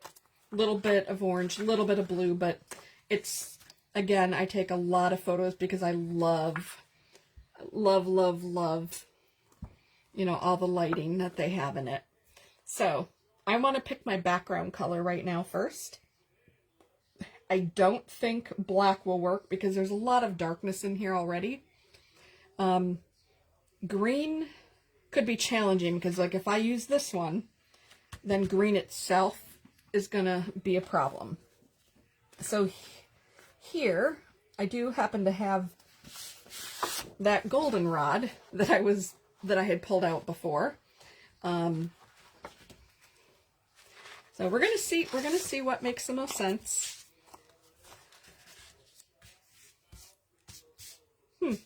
Actually, I don't think when I look at this against it, I actually don't think it's that bad. If this one makes it in there, I mean, that's actually going to be a pretty good, you know, pretty good look there. Because this one itself this will be the base. And then I will add paper as the cutout. It's not going to be just an overall piece of paper, but we've got that. We've got the yellows with reds, the white purples. This has the yellow in it. This one, of course, has everything in it. So I actually think, even though I hate goldenrod, I hate yellows. I think yellow's going to help this pop out the most. And I'm going to double check something because I wanted to go back to this album that I did. Because I believe I actually used yellow as a base for one of these. And it'll help show exactly what. Okay, so yep, this one I used yellow for it. So you can tell that those darker colors popped off of it pretty well. Yep, I think that was the only one I used yellow on in here. Yep, that's correct. So I wanted to just double check that the yellow itself was not going to be so much in my face that I was going to, you know, hate this layout when I'm done. This is a local band that my sister-in-law went to. It's the only band she and I have ever been able to go to. She unfortunately does have some disabilities now where she can't drive, and walking and things can become a huge challenge for her. So I was so grateful and happy a few years back that we were able to go see this concert. So I have some photos left over because I'm doing double scrapping. I'm putting some of these layouts in my book and some in her book that I've been creating for her. So, okay, so now the fun part. Let's just pick some photos out, and I'll do a couple of them for you guys. So to help you see better, I'm going to put that golden base right down on here. Again, making sure that's for folks that came on later. This is my little tip here, is so I know that you're still on camera, that you're seeing what I'm doing. So that's why the washi tape, if you're wondering, why does she have washi tape on the table? That's the reason, so I'm in frame. A lot of these I will do standing up when I do box unveiling, so I can actually see from the top of the camera. In this case, I cannot. Okay, so let's figure out what photos make the most sense to put where. So when I see photos, again, most of my photos are, they are 4x6, or I did create a whole bunch that were 4x4. So a 4x4 will not even fit in the center because it's just a little bit outside of that. It will fit in this center, but it will not fit in this ring. A 4x4, similarly, unfortunately, will not fit in this either. So my 4x4s are kind of out. I can't really use them. I can potentially use them down here. So this is one of the Shut My Flaps by Totally Tiffany. When I have a whole bunch of photos and I have them quasi-sorted, like I have a bunch of concert events in there. And so I use one of these to separate each set. So you guys may have seen when I opened this up before that I've got these other, and there's more tabs in there too. That's a little thing you could use, Post-it note or anything like that to do this. So let me hinge, as I love saying, let me hinge this, and I'm always gonna put this, I always start with it in the direction that I want it in. So I'm gonna hinge this again. I love my washi tape for hinging, and especially when I'm doing the photos, because I find it easier doing it with photos than even with the paper. Okay, so I know this is a larger photo. I definitely want to make sure that I include, and it may not be the right photo for this particular layout here, but I can actually get, when you do each of these circles, so this circle, this circle, this circle, this circle, this one, this one, this one, all of these circles, a 4x6 will cover the majority of it. So I can actually use this. So, okay, so what I'm going to do is figure out what I want to include in here. And I think that's probably good because I have the green over here included, and then I make sure that the whole band is included. And I'm going to pull it down a little bit because I don't need just to have that little guy's head there. Now I'm still going to end up with this person, and that's okay.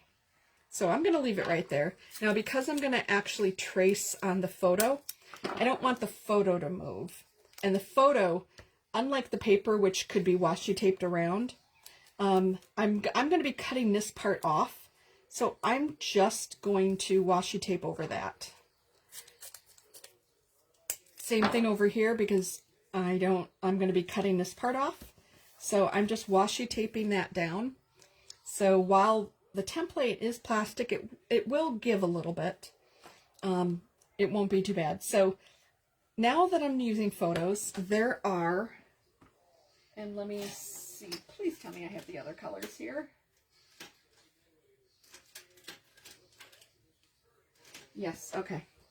So one thing that I like about photos, like I mentioned at the beginning, I do use Leah France markers. I found that they wipe off completely, instantly. You could use a pencil on it, but then you have to erase it if you don't cut it properly. These you can wipe off with a tissue. You may say, okay, this is a dark photo, so why would I use the black? Well, I'm probably not going to use the black, to be honest. They also have other colors. I think there's a red. There is a blue and there is a pink. So you can choose whichever color you feel is going to stand out based on your photo. Just to show you, I'm going to take one of the photos that I may or may not use and just do this really fast for you. So the black, and then the blue, and then the pink. So I'm going to hold this up because it's definitely going to be hard to see. There, you can see all three. So the one that's at the top right is the pink. The middle one is the black, and then the lower left one is the blue. And just to confirm for you, I have a tissue.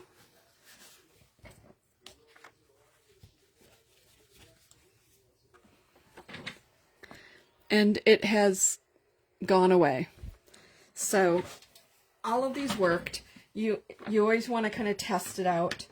In my case, I'm actually going to use the pink. I'm just making sure, yep, that was fine. I think the pink may be the best choice. The blue's probably, you know what, I'm going to use blue. See, I changed my mind. So I'm just going to trace this really fast for you. Because we're going to do that, we're going to do that, we're going to do this. We're going to come up here, come up here.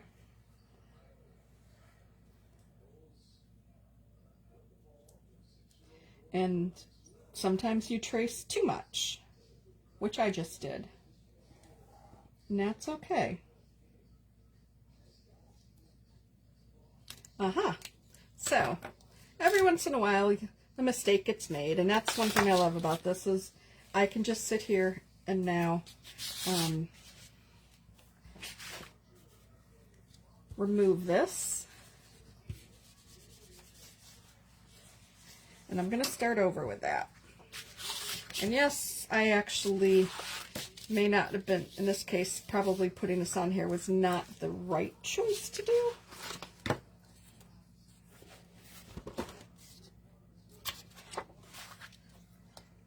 Because I went, unfortunately what happened was I went off.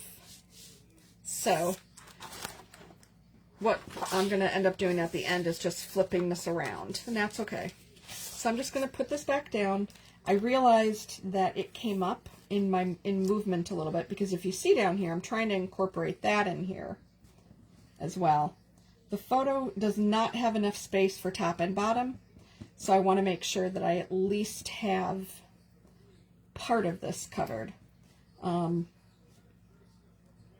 because I'm only using the circle part. So as long as the circle part fits, and there is enough room now. The only problem was there was not originally, and I did not catch that. So here I'm just going to re-adhere it down. I'm going to retrace just the outer circle, because this whole thing is going to be one photo. Down to here, to here, to here, here, whoops, and the outer part. Okay, so that I'm going to trace that. I'm going to wipe this off. That's the one nice thing also about this, is if you notice, I had this black in here, and it does immediately come off. Typically I would do this right now without, I would unhinge this and just do this like this.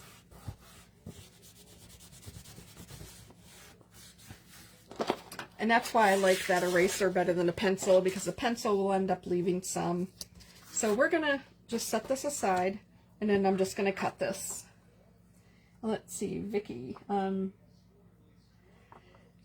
be honest, I'm not quite sure. I tend to put all of my photos matte. I don't print a lot of glossy photos because they have the fingerprints on them. So every photo that you see me using is a matte photo. And so you saw how easy it wiped off on matte. I assume it would wipe off even easier on glossy, but the fingerprints are just show so much more on glossy, and I'm not one of those that's so fastidious, and I probably said that word incorrectly, but where I'm sitting there like making sure there's no fingerprints on my photos before the page protectors go on. So matte tends to work for me personally, but I've never heard where you could not use it on glossy. So again, this time around, because we're curving, I am going to use the micro tip scissors instead of the regular scissors. And it is a thicker line this time, but remember, since you can wipe it off if you end up going a little inside the line or outside the line, it's not going to matter too much. So I'm going to start with this little hump down here because that's the easiest to cut. I'm going to try to get as close as I can to the inside of the line without like going too far in. I always err on the side of inside because that'll just mean I have a little bit more white space between each of the elements on here. If you err on the outside of the line, it means you're going to have less of this gap. And especially in curves, I find it looks better if there's more space than less. If you can't like do the curve properly. So it gives you a little bit more breathing room to err and cut on the inside of whatever you're tracing. So in this case, I'm just trying to do my best with the circle. Now I probably, a tip for somebody who has the patience to check, we have the circle. We have both the cutting system, circle patterns, and we also have the circle cutter. So if you happen to have one of those,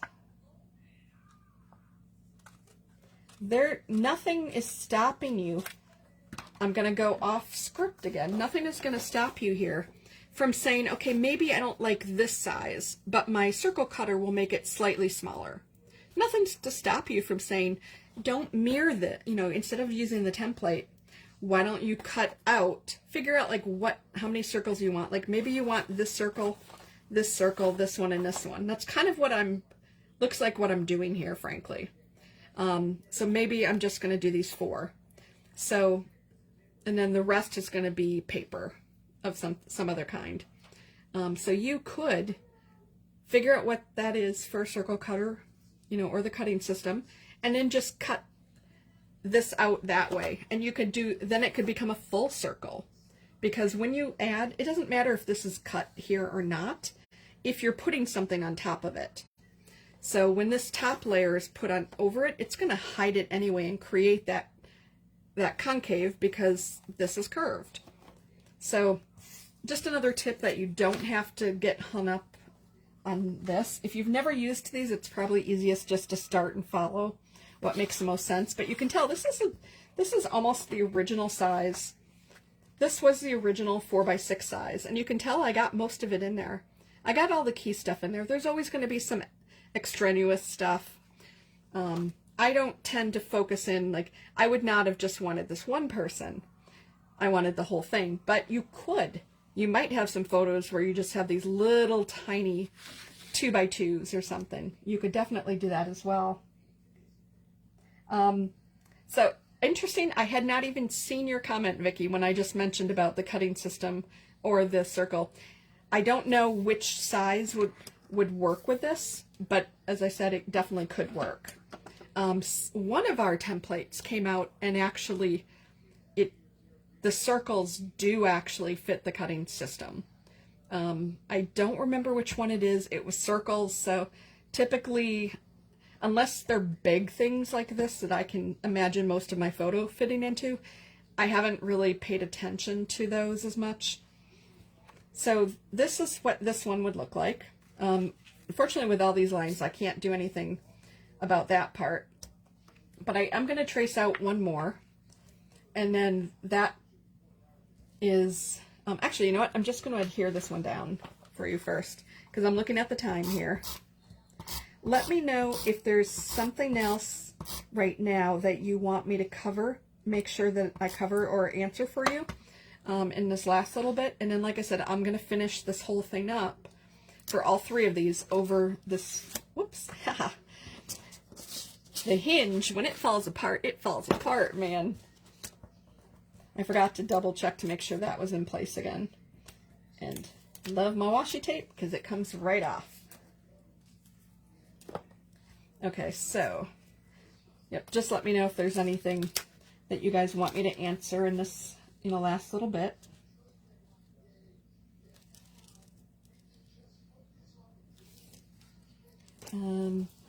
This one's always, well, that's right, I did say I was going to turn this around too, didn't I? I did. The nice things about these is you can use both sides. It'll just mean here that I just need to reattach my hinge.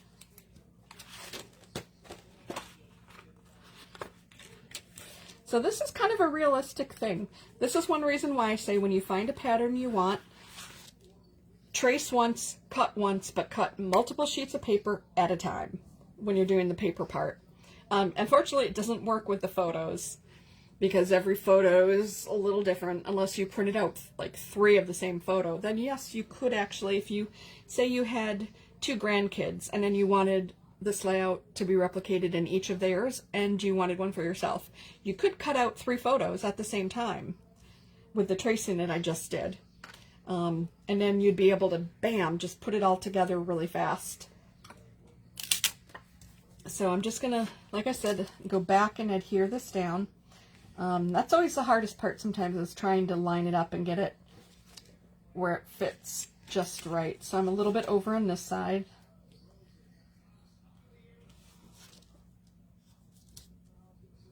Okay, so that's almost right. Okay, good. I'm almost close on that. So here, I'm just going to lift this back up, pull this up just slightly that direction. I think that will actually, yeah, that's close enough. That's close enough for me right now. So that's the first sneak peek of this one. So you're probably like, okay, what else is going to go on here? I'm going to be curious. I'm going to be figuring that out myself. So we will have some fun. Who knows? With this, I might have to pull out some of that tie-dye paper we had in one of those blues packs. That was a couple years ago, maybe. I think it was one of the teen packs, and there was some tie-dye in there. Not quite sure. So right now, I'm just going to grab the camera, and I'm going to come back on for a moment. So let me just flip this back around. So I did a lot of talking, tried to answer those questions as I saw them come in. If I missed any, like I said, I will obviously go back through, because I said at the beginning there was some that weren't showing for me. I could see 4 or 5 responses and it said 8. So odds are it's somewhere there in the feed. I will go back, answer anything that I didn't answer. I will also type in replies, so that way other folks who don't have time to watch a 2-hour video can actually have the same answers that I gave you guys. So you can tell my voice is getting a little hoarse. I've not done this in a couple of years. I wanted this first video to be very realistic, not so much, okay, in 30 minutes we're going to go from start to finish. I wanted you guys to kind of see the process and the understanding. You don't want to do every layout like this. You absolutely, some people do. The folks, Leah France Stencils is based on a European style of scrapbooking. And so they are more about the photos. And so photos are cut into everything. They're not so much about all the paper and the embellishments and the stickers. So that kind of style just kind of came around. And those stencils, you know, kind of have that European influence. And special photos makes the most sense for them. If you have a lot of photos that you need to cram on, you have extra photos. There's lots of different ways to use your extra photos. That's something we'll be talking about down the road. But there are some of these, like this one will make a lot of sense because I take a lot of concert photos. So I can put different images and different,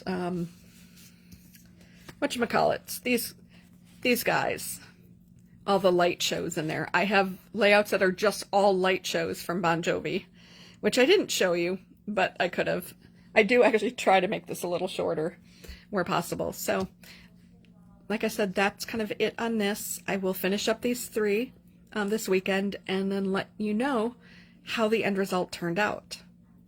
And next month, I'm still picking the date, but next month will be the Facebook Live talking about the border maker system, as well as the punches and layering them.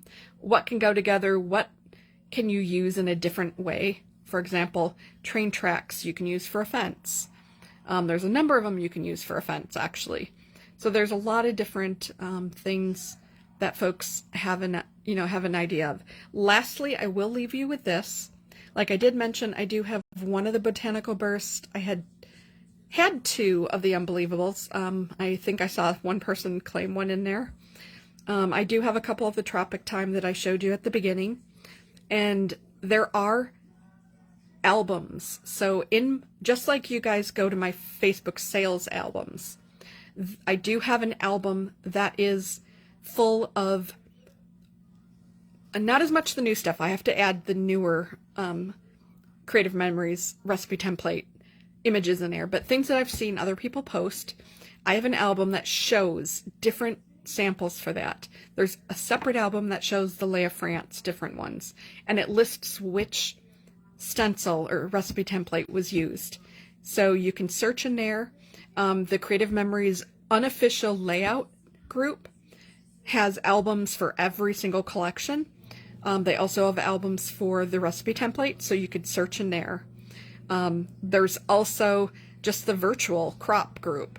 You could search for the name of whatever template you're using, and as long as it's Creative Memories, it'll show up in there. Lait of France, her Facebook group has an album for every single stencil she's done. So whichever company you're using, if you need some tips or you need some inspiration, there's literally hundreds and hundreds of photos out there. And just in my group, I've got, I think, probably 200 photos in one and 100 in the other. And I do have more to add because people are posting things all the time. I save them, and then when I kind of mass push them in a few times a year, because people are posting them so often, I could have a full-time job just copying the great work other people have done. So that's really just all I wanted to say here. So you've got ideas already in albums in the group, and I just gave you some of the sources you can go to outside of the group for more inspiration. That's it. Have a wonderful night or day if you're watching this, at a later time. Thanks, everyone, and good night.